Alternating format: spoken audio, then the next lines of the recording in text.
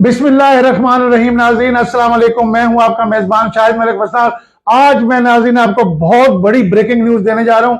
ऐसी breaking news के जिससे मायूस कौम जो महंगाई की सताई हुई है, जो बिजली के बिलों की सताई हुई है, उसके चेहरे खिल उठेंगे। बहुत बड़ी ब्रेकिंग न्यूज आपके लिए निकाल कर लाया हूं।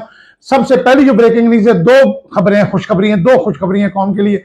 पहली खुशखबरी यह है कि मैं अपनी कौम को बताना चाहता हूं कि हमारे मशहूर और मारूफ मायानाज साफी इमरान रियाज साहब बिल्कुल बाखरियत है, हेल्दी हैं, हैप्पी हैं और he is in safe hands, महफूज हाथों में है। और उनको घर के करीब एक जगह पे रखा गया है जहां हर हफ्ते उनको अपनी फैमिली से मुलाकात भी करवाई जाती है और उनकी जान को कोई खतरा नहीं, उनकी सेहत भी ठीक है। इस हवाले से हमारे ज़राए ने बताया कि बिल्कुल इमरान रियाज के हवाले से बेफिक्र हो जाए, अनकरीब उनको रिहा कर दिया जाएगा। इलेक्शन से थोड़ा अर्सा कबल या इलेक्शन के फौरी बाद वो घर आ जाएंगे, मंजर आम पे आ जाएंगे, उनकी जान को कोई खतरा नहीं। पहली खुशखबरी तो मैं कौम को ये सुनाऊं कि जो इमरान रियाज साहब है, कौम की दुआएं रंग ले आई हैं और वो बिल्कुल सेहतमंद और खुशबाश है और अपने बच्चों के साथ राब्ते में है।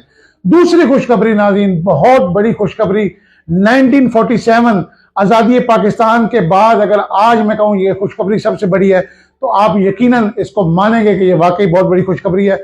और ये खुशखबरी है हमारी पाक फौज के हवाले से कि पाक फौज ने आखिरकार बिल आखिर वो फैसला कर लिया जिस पे पूरी कौम चाहती थी कि फौज खुद को सियासत से अलग कर ले, सियासत से किनारा कशी कर ले। और इस हवाले से जनरल बाजवा ने पिछले साल इशारा भी दिया था कि फौज का अब सियासत में कोई किरदार नहीं होगा, लेकिन वो सिर्फ नारा था, उसके बाद भी फौज सियासत में रही। मगर अब हमारे नए आर्मी चीफ जनरल हाफिज सैयद आसिम मुनीर साहब ने एक ऐसा तारीख साज फैसला कर दिया कि जिसके बाद मैं आपको गारंटी दे सकता हूं, मैं आपके साथ चैलेंज कर सकता हूं, अगर कोई चैलेंज कबूल करना चाहता है, कि अब मुस्तकबिल में फौज का सियासत से किसी किस्म का कोई किरदार नहीं। तीन चीजें मैं आपके सामने रखूंगा नाज़रीन कि फौज की आला क़यादत का जो इजलास हुआ है, जो हाई ऑफिशियल मीटिंग हुई है फौज के अंदर, उसमें तीन चीजों पे फौज की जो आला core commander, general officer commanding GOC यानी ब्रिगेडियर्स ऊपर जितना भी हमारी फौज की क़यादत है, उनमें ये कंसेंसस पाया गया है कि अब हमने ये तीन स्टेप्स, इन तीन चीजों का हम इकरार करते हैं, आइंदा हम ये फेल नहीं दोबारा करेंगे।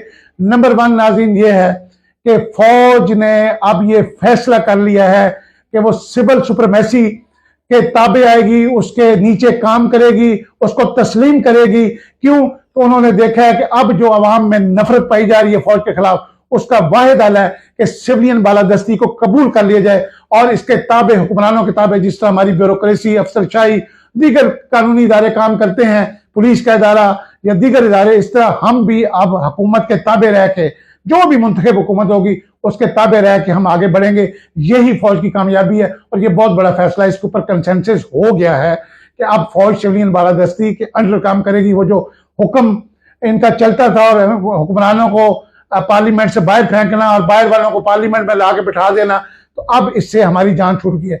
नंबर टू नाज़रीन, दूसरी बात, ये फौज के अंदर कंसेंसस पाया गया है इस बात पे कि फौज ने 3-4 मार्शल लॉ लगाकर फौज इस नतीजे पे पहुंची है कि ये मुल्क हमसे नहीं चल सकता। यानी हमने 4 मार्शल लॉ लगा के देखे, चाहे वो जनरल अयूब साहब का मार्शल लॉ हो, जनरल जियाउल हक साहब का मार्शल लॉ हो, जनरल परवेज मुशर्रफ का मार्शल लॉ हो, कि हमसे ये मुल्क नहीं संभाला गया। हमने मार्शल लॉ 8-8, 10-10 साल, 11-11 साल हमने हुकूमत की, हमसे मुल्क सीधा नहीं हुआ। लिहाजा अब हम कभी भी जिंदगी भर मार्शल लॉ नहीं लगाएंगे। ये मैं इसके ऊपर चैलेंज कर सकता हूं, आपको शर्त लगा सकता हूं कि आज के बाद कभी भी पाक फौज मार्शल लॉ नहीं लगाएगी। दो चीजें होगी, इसके ऊपर कंसेंसस हो चुका है। तीसरी बात, सबसे बड़ी बात, जो फौज ने बहुत ही आला ज़र्फी का मुजाहरा करते हुए तस्लीम किया है, इस बात पे कंसेंसस हो गया फौज के ऊपर कि जो 75 सालों में, पिछले 75 सालों में पाकिस्तान की जो तबाही हुई है, मुआशी तबाही है, चाहे वो अंदरूनी महाज पे तबाही है, चाहे वो बैरूनी महाज पे तबाही है, चाहे वो पाकिस्तान के अंदरूनी जो भी हालात थे, दहशतगर्दी के हालात थे या महंगाई थी, या जो अवाम इस वक्त यानी गुर्बत की चक्की में पिस रहे हैं और वो गुर्बत की लकीर से नीचे जा चुके हैं, फौज ने इसको तस्लीम किया है कि इन 75 सालों में जो मुल्क की तबाही हुई है उसमें ज्यादा हिस्सा हमारी नालायकी का है, हमारी गलतियां, जिसकी सजा आवाम को मिल रही है। तो ये तीन चीजें ऐसी हैं नाज़रीन जिसके ऊपर फौज के अंदर मुकम्मल कंसेंसस हो गया, मुकम्मल इत्तेफाक राय पैदा हो गया। और अब हमारी फौज, ये जो आने वाले इलेक्शन है इंशाल्लाह बिल्कुल free, fair and transparent election होंगे और जिसको अवाम मुंतखब करेंगे वो गवर्नमेंट में आएगा, वो हक में वक्त होगा और फौज उसके ताबे काम करेगी। मेरे ख्याल में ये दोनों खुशखबरी आज के दिन के लिए बहुत ज्यादा है। और आखिरी बात एक मैं वैसे यहाँ पे अर्ज करना चाहता हूँ कि जनरल बाजवा साहब की एक मैं मीटिंग की एक कहानी आपको सुनाना चाहता हूँ कि जनरल बाजवा ने जब अप्रैल 2022 में इमरान खान के खिलाफ तरीके अदम एतमाद का कामयाब करवाई और पीडीएम के टोले को इक़्तिदार के वानों में बिठाया, तो उस वक्त जनरल बाजवा साहब ने अपने तमाम जो आला क़यादत थी फौज की, जिसमें तमाम कमांडिंग ऑफिसर्स थे, वहां पे जनरल बाजवा साहब ने इमरान के खिलाफ काफी गुस्से का इजहार किया कि इमरान खान डफर है, इमरान खान जिद्दी है, इमरान खान नालायक है, इससे मुल्क नहीं चल रहा है, इससे हुकूमत नहीं चल रही, इसके अंदर कोई खूबी नहीं है। तो ये कहने के बाद जनरल बाजवा साहब ने गलती से पूछ लिया कि आप मुझे सब बताएं, जो सामने बैठे हुए थे हाजरीन, यानी जो फौज के आला जर्नैल थे, जिनमें कोर कमांडर्स भी थे, जिनमें जीओसीज भी थे, तो उनसे पूछा कि आप मुझे बताएं इमरान खान के अंदर कोई खूबी है। तो हाजरीन सारे जो फौजी सीनियर क़यादत थी खामोश रही एहतरामन कि आर्मी चीफ साहब इस वक्त इमरान खान साहब के खिलाफ हुए में, तो हम ना बोलें। तो बाजवा साहब ने देखा कि कोई जवाब नहीं है, तो बाजवा साहब ने फिर कहा कि नहीं, कोई है तो बताएं, मैं सुनने को तैयार हूं, मुझे बताएं इमरान खान की कोई है खूबी बता दे। तो इस दौरान एक मर्द मुजाहिद ने, एक जनरल साहब ने हाथ खड़ा किया और उन्होंने कहा, सर मैं और तो नहीं जानता इमरान खान साहब के बारे में, लेकिन जब चलता है तो लगता है वज़ीर आज़म चल रहा है, और जब बोलता है तो लगता है वज़ीर आज़म बोल रहा है। उसकी शख्सियत ऐसी है कि वो वज़ीर आज़म के लिए बिल्कुल फिट इंसान है।